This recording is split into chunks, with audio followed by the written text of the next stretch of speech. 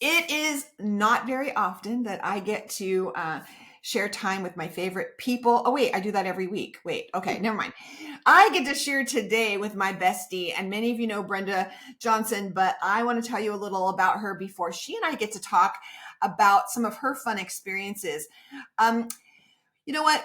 I'm going to say she is a Christian and student of the Bible since 1971.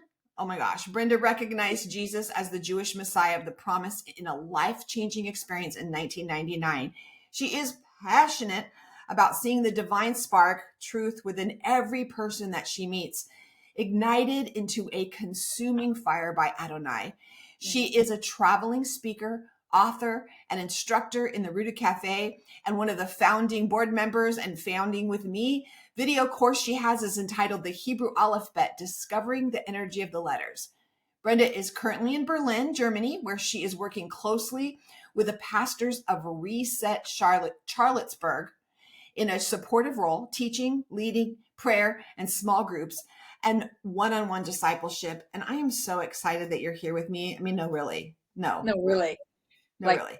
like I So really. excited. So excited that you're here. Thank you for being here with Messi-Antics. This is Yeah, really fun. There is tell me what's happening in Berlin right now. Like what's going on? it's snowing. That's one thing. It's absolutely beautiful. It's snowing. It's gorgeous. Yeah, that's been fantastic. I'm involved with an amazing little church that was founded 10 years ago. They just had their 10-year anniversary. It's an offshoot of a church that my brother started here 25 years ago. And yeah, so I'm involved with them and involved with the pastor. And I mean, I'll tell you what, when you're standing where you're supposed to be, the grace is phenomenal. It's It's amazing. And I have a fun. I know that Friday night you're staying with a really beautiful family I am. and you actually were able to walk them through Shabbat on Yes. Friday. Yes. And we sang and we prayed and the dad prayed over all of the children and it was the most surreal experience. It was just beautiful. Yeah, Oh, I just love beautiful. this. I Yeah. love it. You know, something that's happening recently, and some of you might be like, "Whoa, what?" Have they maybe started right off like, wait, I thought this was a messianic podcast. Listen, something's happening this year with many of leaders that I know, including you and I and several others, that we've all been called back, that we have been attending churches, and he's Yes. planting us in there. And one of the things that he told me, Brenda, was that we were in the portion with Joseph is in his chariot, and it says the people bowed down before him, and that I was thinking, oh, and he says exactly, you would have never been able to save all the nations because you would have worried about looking to Egyptian, Oh my. because you would have stayed in the pit. You wouldn't have put the liner on. You wouldn't have put the clothes on. You wouldn't have put any of those things on because you would have looked to Egyptians. Your brothers would have totally recognized you, but Yeah. you also would not have been able to save your family. You wouldn't have been able to save the nations. You Yeah. wouldn't have been able to align because you're so worried about these Yes. things that are not me. And so I've really had to submit, Brenda, all those Right. things. And I know you have too. That's why you're working even with a Christian church now. But isn't it beautiful as that's happening? They're watching our lives and they're like, wait, I want to know more about that.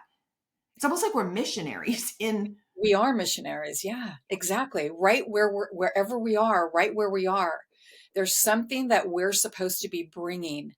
There's something in the atmosphere that's supposed to change Yes. when we walk in the room. And I'm not talking about being all full of ourselves. That's not Proselytizing or it. anything. No, no, no, no, no. That's not it at all. It's having that personal walk with the Lord where it's your soul is so on fire for him that all you want to do is bless the people around you. And you know what? When you're in Mexico, you say Jesus. When you're in Germany, you say Jesus. Yes, Jesus. When you're in a church, a Christian church, you say Jesus. It, he knows who he is. He does not have an identity crisis. He knows exactly who he is. But if you say words like Yeshua to people that are in a church and they don't understand it, they're the first thing they're going to do is push away because you're expecting them to hear or feel or think something they're not familiar with or comfortable with. Right. So, I mean, Paul does a great job with this. I think oh Paul my does a great gosh, job yes, about being all things to all people. And let's yes. circle back around to this before we Oh, close. I want to start out by hearing, how did you find mm. Yeshua in Torah? Like, how did this come alive to you? Okay. Very funny story. How much time do I have? Um, I was on a trip to, I was in the process of going to Israel. My sister had invited me to go with her. I went to Texarkana to meet with her, and we were going to fly together to Israel. But Arafat was being a bad boy at the time, and the, all the borders got closed. Hello. And so I was stuck in Texarkana. And we went to a dinner party on Friday night, and this guy started writing on a whiteboard, and I'm like, oh my gosh, no, I've been hoodwinked into an Amway meeting. I I was like, oh, these people. And so he starts writing on his whiteboard. There was about 30 of us. I don't know, maybe 30 of us there, maybe 25. I don't remember. Anyway, yeah, so he starts writing, and he starts talking about Genesis 1 and then Genesis 2. And he wrote this word up on the chalkboard or the whiteboard, and the word was ahav. And he said the word, and it blew right through me. Hmm. And my eyes opened up, and I realized then and there, oh my gosh, Jesus is the Messiah. He's not just the savior. He's the Messiah. Hmm. And all of a sudden, everything in my life, I mean, literally changed. I started having visions for days of two towers, and they were on fire. And it was me. It was me on fire.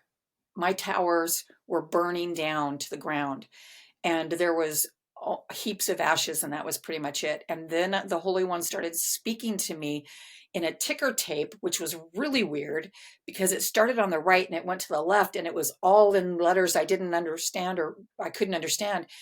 It was the Hebrew alphabet, and there was words that were being written across in my mind, going across, and I was not familiar with them at all. And because of that, he has put within me the most amazing passion for the Hebrew alphabet. But that was my experience meeting him, and it was different than anything else. I'd been saved since 1971. I loved God. I was serving. I was on staff at a huge church. I knew the Lord. I was following hard after him. I was going to get it done. Yeah. And then all of a sudden, slam! He slammed right into me, changed everything. And it got messy. I mean, we're going to Very talk much. about a couple other messy things, but it got messy for you because all of a sudden, how do you have a foot in both camps and things Yeah, don't look the same? And then, or maybe even the church is like, oh, that's too Jewish. You have to step down. I mean, that got pretty messy. yeah, it got pretty messy. I And then remember. you thought this is the plan I'm on, but it got all taken away. Yeah, exactly. Right. Pretty much everything. I remember that I did a retreat shortly after this encounter that I had with the Holy One, and one of the main people came up to me and said, "Could you just go back to teaching the way that you used to teach? Where you were really funny and you did all that stuff. But this is just not good." I'm like, "Ah," because Too Jewish. it was too Jewish. Which is really funny because right after Brenda left there, he Yeah, brought me in and I was on fire and I began teaching the same thing. They're like, wait, this is the same stuff Brenda was teaching. So apparently he was after them. So he was after them, and he still is after them, and hallelujah. Right. yes. And that's what we get to do. So anyway, yeah, it was pretty messy for me. Yeah, and I didn't handle things well. If I had it to do over again, I would do things quite a bit differently, but God's so gracious, you He's know. so good. He's so good. Tell me about some more times when it got messy for you. Oh, um, I remember one time, I think it was the first time I ever celebrated Hanukkah with my family. I I had printed out everything that everybody was to say, and I had put their names on it, and I'd given my kids all, 4 kids I had, they were all sitting around the table, and I had given them each a little packet. This is how they were going to do it. This was what they were going to say. This was the whole, and then my boys started reading the prayers transliterated. I mean, I transliterated it so that they didn't have any way of making a mistake because it had to be perfect. And my son, Jason, was reading and he was saying some of the words, Baruch.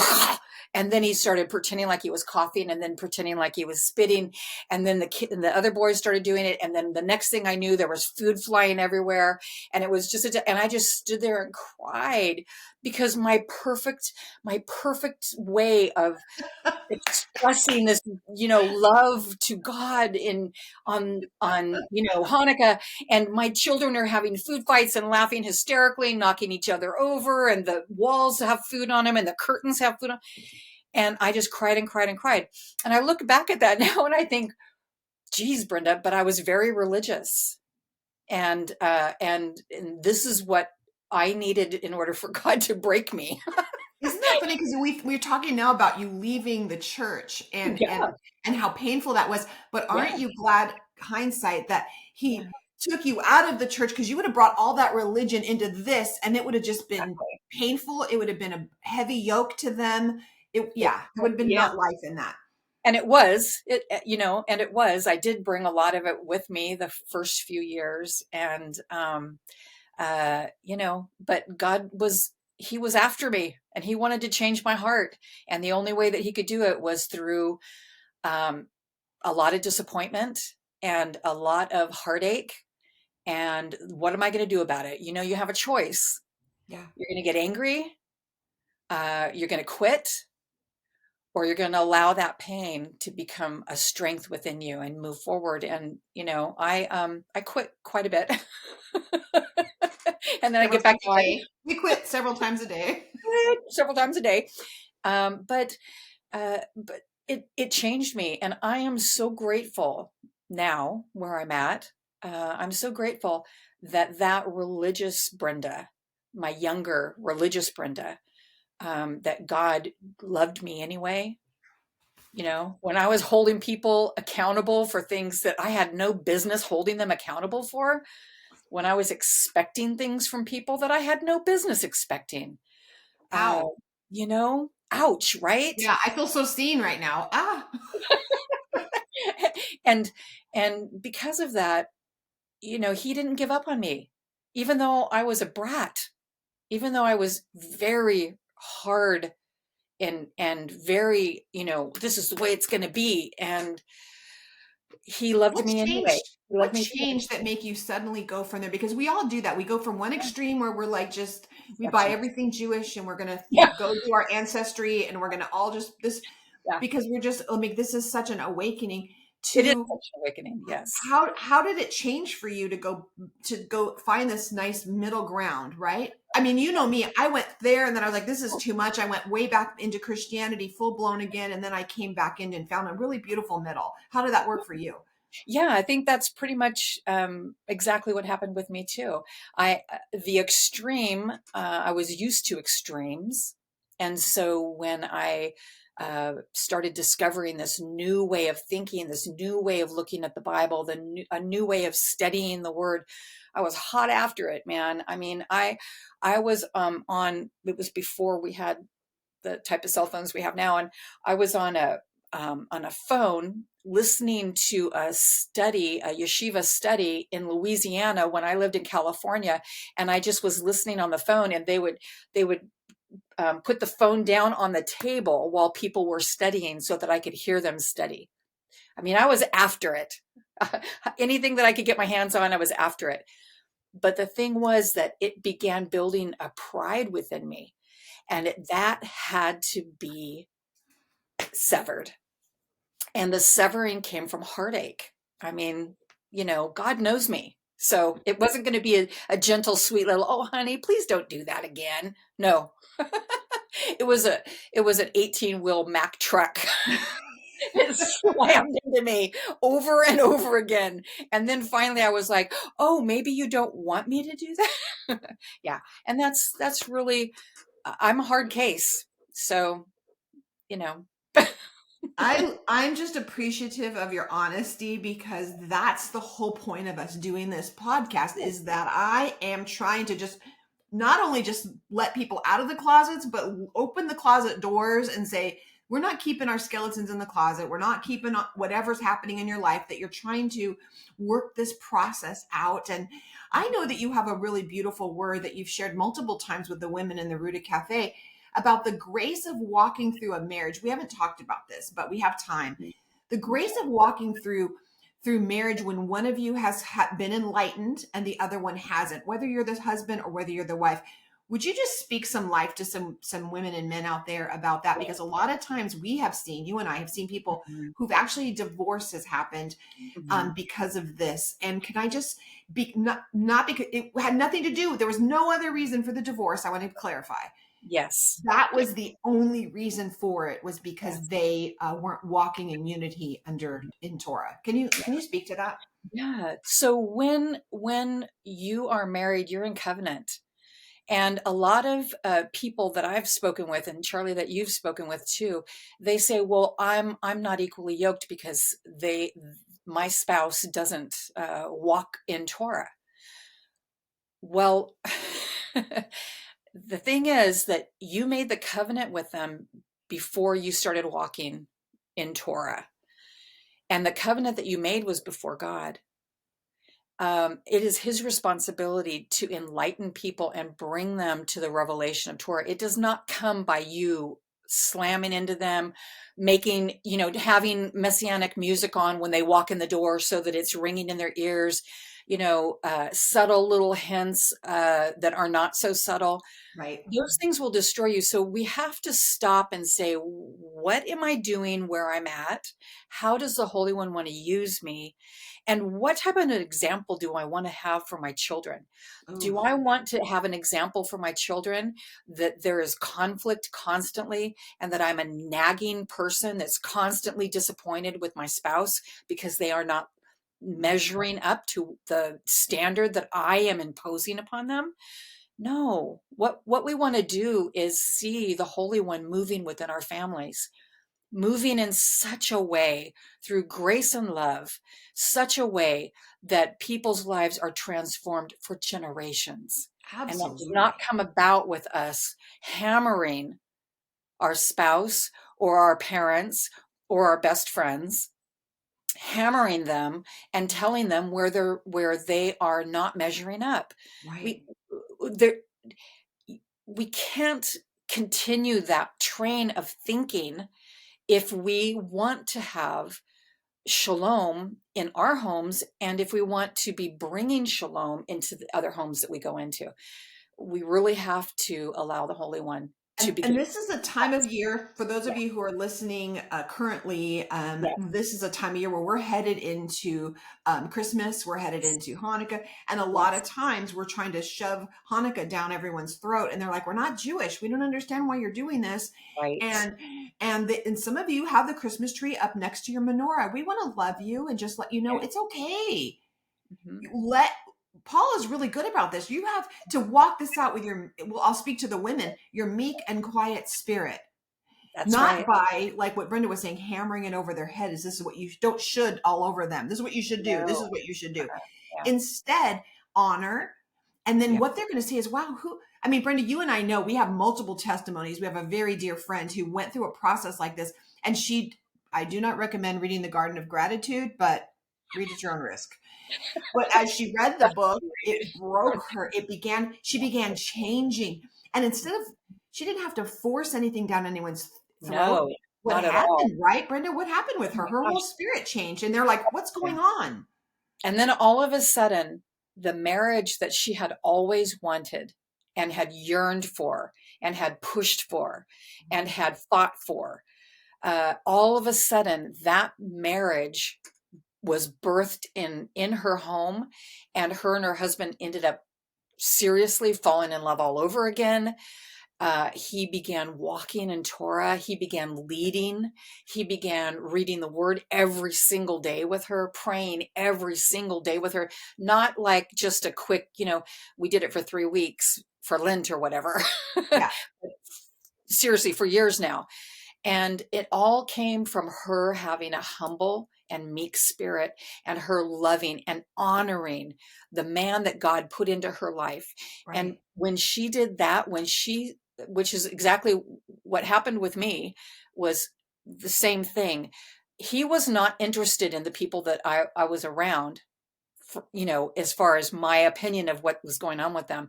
He was interested in me, looking inside of myself and saying, I don't have time to be criticizing other people. There is so much within me, Father, that is unholy. There is so much within me that is religious. There's so much within me that is not truth, and it's not serving me well, and it's not serving anyone else well. There's no time. There's no time to be worried about other people. God will take care of them. But if we focus on if we focus on ourselves, actually, if we focus on us having that walk with the Holy One, which is what our friend did, she focused on what God wanted to do in her life, the changes God wanted to make in her life. And when she allowed him to begin molding her, it changed everything. I can't even tell you the generations, children being delivered from drugs, children being delivered from addiction, her husband coming to walk in Torah and to love the Lord in a way that he never even knew existed. Right. Not from her battering him, but from her being humble in herself and recognizing that she didn't know everything. Right. Right. And I understand we're not trying to minimize. We know when your heart's desire, if it's your wife or your husband, you're just wanting them to be in unity with you and do this because Yeah, you're so excited. And they're like, not so much. yeah, yeah. And it's okay. It's okay if you have to get 2 pizzas. It's okay if you have to do that. Exactly. And you don't say a word. I mean, we literally have the instructions in the Bible of what to do. It Yeah, doesn't say go around and beat them over the head.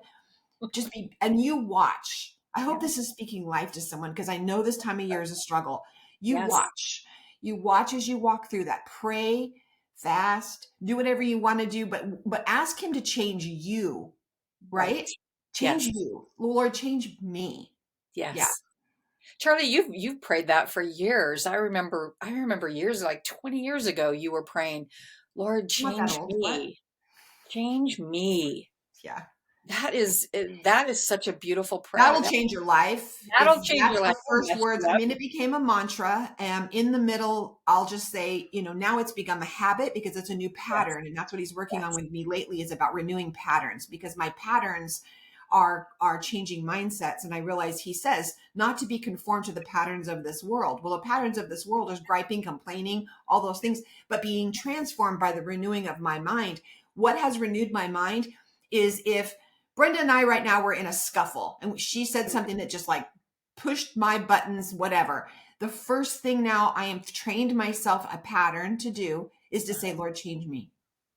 mm, When my husband and I or whatever, just stop and say, Lord, change me. I mean, this happened just recently. And I was like in the car and instantly I was like, Lord, change me. I'm like, I don't have anything respectful or loving to say right now. And I care about you too much to further this. Can we table this until I can get my emotions into control here? And I just love you too much to be dishonorable. And because you start praying, Lord, change me, and he will. yeah, you really will. And it's for good. I mean, it's a good Oh, change. so good. And Hard, yes, it's painful. Brenda hard. talked about Yeah, that in the beginning, how hard it was when she was saying all those things. He was breaking pride. He's breaking rebellion. He's breaking insecurities. I'm talking, pointing to myself. yeah. And I hope that as you've heard this podcast or if you watch this, that you have said, you've saw hyperlink. Oh, the log in my eye and the speck in someone else's. That includes your Yes, spouse. yes, it does. That includes your children. Yeah. How you You know, treat how you treat them is how you treat Messiah. amen. Yeah. So how would you would you do that to Messiah? Yeah. Yeah, No, no, no, and no, you you didn't see don't. You him. He wouldn't was a even think perfect of it. example. He didn't run around pointing at everybody of what they Yeah. did wrong. No, not at all. Even the people he could have, and he of all people could have and Oh didn't yeah, still. 100%. So, so this is the fun part. We're going to jump into a rapid Okay. round so we get to know you a little bit better. And we for sure we're going to have you back because I know you have some fun stuff. We'll close telling them about your workbook for the alphabet that you're getting ready. You already have an amazing course on this, but this workbook is going to be a phenomenal addition to that. But let's jump in. So tell Okay. me something totally useless that you still have memorized. 838-7588. I was 8 years old. That was my phone number. I thought you were going to say 8675309. Well, that one too. If you could see a movie for the first time again, what movie would it be? Oh, geez. You guys. Love, Grace. This is a graceful, crazy Yes, I love you. podcast. P.S. P.S. I I love you. Ooh, yeah, for the first time, yeah. for the first On a time. scale of 1 to 5, how adventurous are you? 5. Yes, I love. Yeah, living in Germany with people you don't know. That's a 5. I sold my car. Elevator or stairs? Stairs always. Do you follow directions or do you improvise? Both. Lord, change me. Lord, change me. No, I'm just kidding. Birthday, go big or low key? Private Oh, joke. Sorry, guys. super low key. Low. Lower Super than low. low key. Yeah. M&Ms by the handful or one by one? Oh, good grief. A bucket full. A bucket full. Yeah. Do you eat them by color? No, I do not. I throw them into my mouth and I chew. Non-discriminate. I've told you this. This is one Love of them the all. questions we ask. We have learned a lot about our OCD people who divide and conquer. They eat according to color, and then less to greater or greater. It's just a thing. So this is Yeah. funny. No. What is you're like trough? Give me a trough of M&Ms. Yeah, Peanut, seriously. peanut or regular? Oh, peanut. Right. So I so don't know. okay. This is. I'm sorry. We're gonna get deep. So with your peanut M&M, do you eat off the candy coating first and then eat it, or do you eat it all at once? I break it, I bite it in half, Mhm. and then I eat the coating off, and then I eat the peanut. Same. What's something that you really, really wish you liked it, but you just don't like it? I think making phone calls. Right? Yeah, I'm I with think, you. That's a yeah. good one. That's a good one. I remember in Mary Kay, we used to have to go into a little room and make phone calls for 30 minutes. And I'll tell you what, that just was torture for me. Yeah, I Yeah, just, I'm so yeah, happy for texting. Love it so much. yes, I do too. How old were you when you got your driver's license? 21. 21. I was What is 21. your favorite place in Israel that you to visit? Oh, um, oh man. Geez, all of these. Okay, I think that the two favorite places, I'll have to do two. My first favorite place was the cave where Elijah hid out. Ooh. Uh, that, I mean, I was just blown away by that. The second favorite place that I was in the Judean desert, standing with my feet in the scalding hot sand and looking up at the mountains that had not changed since Jesus walked there, Mm, mm. and watching the sheep like climbing these little trails on the mountain. That, to me, that was life changing. Wow, that's Yeah. so good. Tell me about who some of your favorite teachers or authors that you're reading right now Oh my goodness. or Um, listening to. you know what? Recently, I have just been so focused on my workbook that all of the things that I've been reading and focusing on are more um, not enjoying. I mean, not enjoyable reading, Yeah, but more technical yeah. technical reading. So it really depends. Now, if I'm really wanting a good study, I love uh, almost said David Aaron. Oh, gee, the guy that runs Alpha Beta, that guy. Rabbi Foreman. Yes, Rabbi Foreman. I really love him, obviously, and I remember his name. It's it's how he humbles us, truly. Yes, yes. I really love that. But as far as teachers go, I really love Halisa Alwine. I love that she knows so much more than me. I love feeling like I have so much to learn.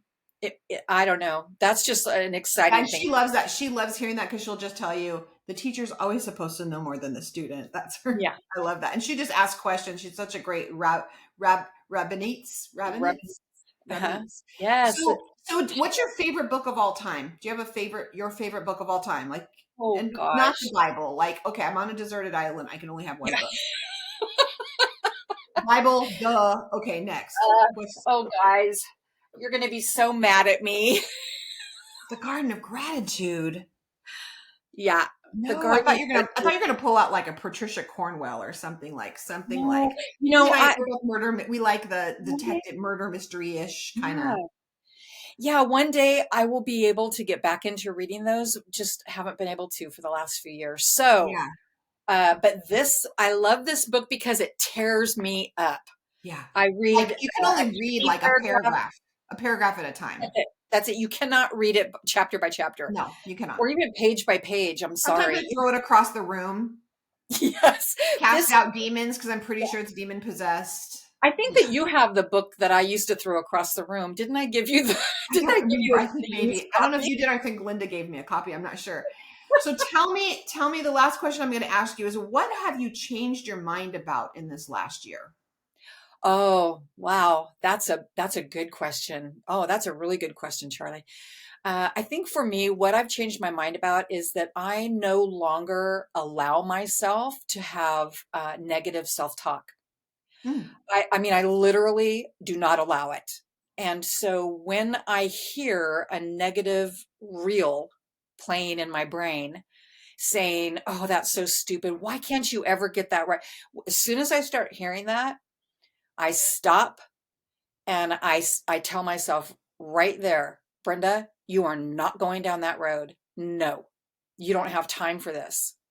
It I think doesn't that's called mean, taking your thought captive. Hmm. yeah, big time. Yes. And it's not that I think that I'm, perfect or I don't make any mistakes. Please, that's not it at all. But but what God does not want me to do, what his word discourages me from doing is speaking evil and lashon hara. And the thing is that a lot of us speak lashon hara to ourselves and nobody else knows. So to other people, we may not be speaking evil speak or cursing them or, you know, uh, hurting them or murdering them, ripping their limbs off, which is basically what we do with our words, but we do it to ourselves. And so this year I have been practicing this moment by moment, literally every single day. I Oh, practice that. And I put a face on, I put a face on the Brenda that speaks this way to herself. does she have a And name? Did you rename her? I have mine's Maleficent. So I have not, you're gonna thank name you. her. You're I gonna be am like, gonna, so I I'm have gonna, Tourette's. You know how it is at my house because she's stayed with me before. You'll hear me yelling like, "Stop!" And it's like I have Tourette's because I'm like screaming at myself because I will stop that thought. yes, Stop that thought you have pattern. to, you You have to have take to be seriously. We're aggressive at and take war. it captive. It's war. Yeah. It is We war. are, we are at war. Would you do a final thoughts? And I just want you, if you would just speak to the men and women that are listening right now, and I want you to speak to them because I know your heart in this area about them being where they are right now Oh, and struggling with yes. feeling like they're behind. Yes. I just want to speak to all of you that may be feeling like you've missed out or you didn't catch, you didn't know in time or you don't do things well enough or you don't know how to celebrate the feasts or the festivals enough or all of the things that make you feel that you're behind. And let me just tell you that the way that the Holy One speaks to us is like this.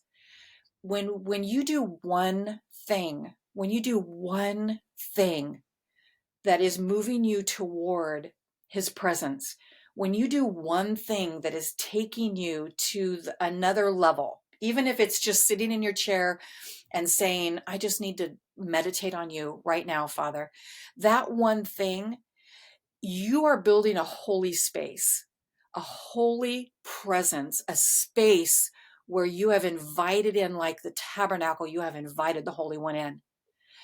And that means that you are not behind anything. Because what you can do is you can do that over and over and over throughout the day. And if you don't have a degree, it's okay. Do you need to get a degree? Then go get a degree. You know, but if you can't right now at this particular time, then let that go and say, well, what can I do instead then? What can I be doing instead? What can I be doing instead of having a job outside the home and making a lot of money? Yeah, and this is live. This is live. This is live, and I have people calling me. And so I would say if you're feeling like you're behind, all you need to do is have a shift of perspective. You are not behind. He knows exactly who you are and where you are. This is important for you to understand, because if the enemy can continue to impress upon you that you are behind, or you're not good enough, or that others are doing it better, and that you need to keep your mouth shut because nobody wants to hear from you. But the word tells us that your fragrance is needed in everything. He chose you to partner with. He chose you. And if you feel like you're behind, then you're not going to be operating in the fullness of what he has for you right now. Exactly. And And there we go.